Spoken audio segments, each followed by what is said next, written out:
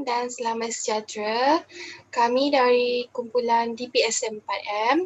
Nama saya Mira Alishatan. Nombor matrik 19070271. Nama saya Azra Bintar Rahman. Nombor matrik 19070195. Nama saya Nur Anis Hazwani binti Muhammad Asri.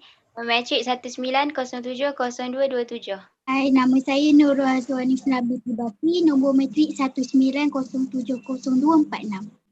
Nama saya Siranjiwian Alex Saraunan, nombor matrik saya 180700185. Hari ini kami akan bentangkan tentang analisis kerja untuk jawatan, dua jawatan atasan dan juga bawahan, iaitu Ketua Pegawai Eksekutif dan juga Kerani. Okey. Saya start dengan pengenalan dulu. Pengenalan kepada perekrutan dan pemilihan pekerja. Perekrutan dan pemilihan pekerja merupakan suatu proses mendapatkan, menempatkan dan menggalakkan bakal pekerja yang berpotensi untuk mengisi kekosongan jawatan yang sedia ada ataupun jawatan yang bakal diwujudkan di dalam organisasi. Pengambilan dan pemilihan pekerja merupakan satu fungsi pengurusan sumber manusia yang sangat penting sebab kesannya terhadap kualiti pekerja-pekerja yang akan dipilih untuk sesebuah organisasi itu. Ini adalah iklan jawatan kosong yang kumpulan kami hasilkan. Okey, dekat sini ada dua jawatan iaitu Ketua Pegawai Eksekutif dan juga Kerani. Masing-masing telah pun dinyatakan apa deskripsi tugas untuk jawatan masing-masing dan juga syarat kelayakan minimum. Dan terdapat juga maklumat tentang tarikh tutup permohonan dan juga contact information. Ada nombor telefon syarikat, email syarikat dan juga alamat surat menyurat syarikat. Okey, untuk definisi, deskripsi kerja dan juga spesifikasi kerja, JD dan juga JS. Okey, JD ni ialah dokumen bertulis yang mengenal pasti, menjelaskan dan juga dia menghuraikan sesuatu pekerjaan dari segi tugas dan tanggungjawab. Deskripsi kerja ni hendaklah relevan dan juga tepat. Ia perlu menyatakan dengan jelas apa yang pekerja perlu lakukan dalam pekerjaan mereka, bagaimana nak melakukan pekerjaan tersebut dan keadaan di mana tanggungjawab tersebut dilaksanakan. Untuk spesifikasi kerja pula, JS, ialah dokumen yang mengandungi kelayakan minima yang perlu dimiliki calon-calon bagi melaksanakan sesuatu pekerjaan.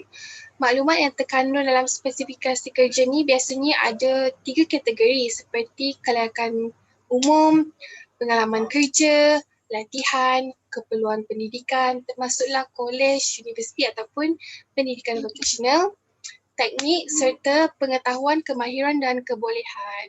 Okey, contoh JD dengan JS ni ada dekat iklan tadi. Okey, ini ialah deskripsi tugas ataupun JD dan juga JS. Okey, JS tu macam kelayakan minimum lah. Diorang nak ada diploma ataupun ada master ataupun ada PhD dan sebagainya mengikut kepada kemahuan ataupun kehendak ataupun keperluan sesuatu jawatan. Okey, yang seterusnya saya akan terangkan JD dan JS untuk Ketua Pegawai Eksekutif. Okey, JD bagi Ketua Pegawai Eksekutif ialah bertindak sebagai tonggak utama dalam pengurusan modal insan, menguruskan operasi harian syarikat dan memantau prestasi syarikat. Selain itu, merangka dan melaksanakan plan strategik syarikat secara holistik, bertanggungjawab untuk menyelaraskan syarikat baik secara dalaman maupun secara luaran selari dengan visi dan strategi syarikat. Hari sekali memastikan syarikat mencapai hasil sasaran tahunan yang ditetapkan. Okey. JS bagi Ketua Pegawai Eksekutif pula haruslah berwarga negara Malaysia, berumur sekurang-kurangnya 50 tahun pada tarikh tutup permohonan, memiliki master atau PhD daripada institusi pendidikan yang diiktiraf oleh Kerajaan Malaysia dan memiliki latar belakang dalam bidang pengurusan pentadbiran perniagaan, pemasaran, keuangan atau lain-lain bidang yang berkenaan. Selain itu mempunyai sekurang-kurangnya 10 tahun pengalaman bekerja dalam bidang yang berkaitan dengan jawatan yang dipohon, dan akhir sekali berkebolehan menerajui syarikat, mempunyai kemahiran kepimpinan yang cemerlang serta mempunyai kemahiran menyelesaikan masalah dan berkomunikasi dan berkemahiran analytical. Okay, next JD dan JS untuk Kerani. Kerani pula.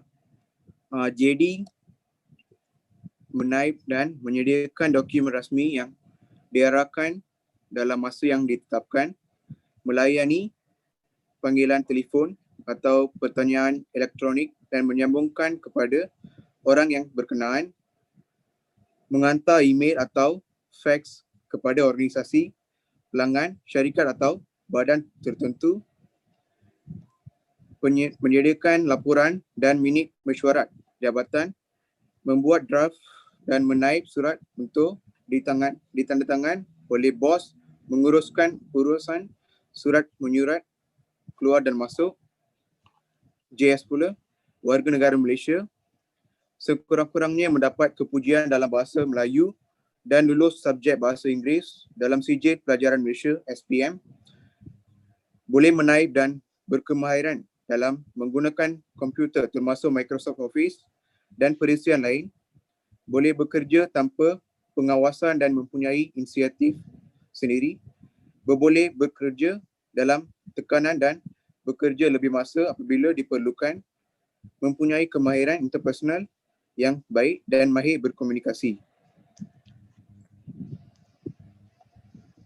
Okey, seterusnya adalah analisis KSAO, Ketua Pegawai Eksekutif.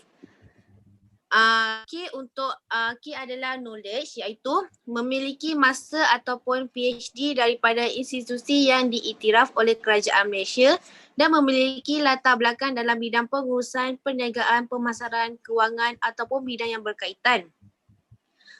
Seterusnya mempunyai sekurang-kurangnya 10 tahun pengalaman bekerja dalam bidang yang berkaitan sesuai dengan jawatan yang dipohon. Untuk S pula, iaitu skill bagi Ketua Pegawai Eksekutif adalah berkebolehan menerajui syarikat, mempunyai kemahiran kepimpinan yang cemerlang serta mempunyai kemahiran menyelesaikan masalah dan kemahiran analytical dan merangka dan melaksanakan pelan strategi syarikat secara holistik. Seterusnya, O iaitu others untuk pegawai eksekutif adalah warga negara Malaysia dan berumur sekurang-kurangnya 50 tahun pada tarikh tutup permohonan. Seterusnya KSAO bagi jawatan kerani. Untuk K iaitu knowledge, untuk jawatan kerani sekurang-kurangnya mendapat kepujian dalam bahasa Melayu dan lulus subjek bahasa Inggeris dalam sijil pelajaran Malaysia SPM. Seterusnya skill. Skill bagi jawatan kerani, calon tersebut mestilah boleh menaip dan berkemahiran dalam menggunakan komputer termasuk Microsoft Office dan perisian lain. Seterusnya, skill yang lain mestilah mempunyai kemahiran interpersonal yang baik dan mahir berkomunikasi. Bagi ability, jawatan kerani, calon tersebut mestilah boleh bekerja tanpa pengawasan dan mempunyai inisiatif sendiri serta boleh bekerja dalam tekanan dan bekerja lebih masa apabila diperlukan. Others, mestilah berwarga negara Malaysia. Sebagai kesimpulannya, untuk mengenal pasti tugas, tanggungjawab, kemahiran serta kelayakan yang diperlukan bagi melaksanakan sesuatu pekerjaan, suatu proses yang sistematik diperlukan iaitu analisis pekerjaan. Analisis pekerjaan merupakan satu proses pengumpulan maklumat berkaitan KSAO tentang tugas untuk melakukan sesuatu pekerjaan. Oleh itu, dalam konteks pengurusan sumber manusia, analisis pekerjaan merupakan alat asas dalam menentukan program sumber manusia yang berkesan. Bersarang lebah di pohon palas, burung kelicap di pohon selasih, pengetahuan bertambah, penerangan diharap jelas, kami berlima mengucapkan terima kasih.